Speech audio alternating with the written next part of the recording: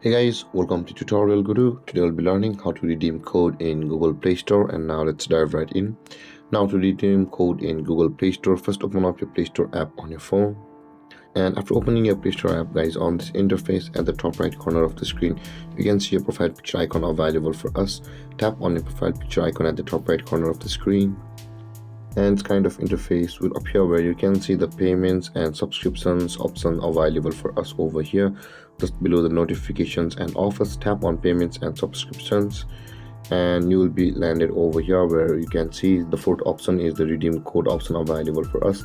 Tap on redeem code, and then this kind of interface will appear, and according to the account you have logged into your Google Play Store, enter your code whichever may it be, or you can just scan that gift card from over here.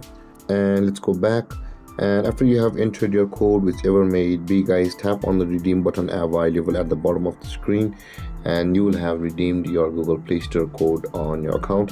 And with that being said, guys, this is how to redeem code in Google Play Store. And if you have any confusions or questions regarding the topic, feel free to comment in the comment section below, and don't forget to like, subscribe, and hit that bell icon for more videos. Thank you for watching, guys. Peace.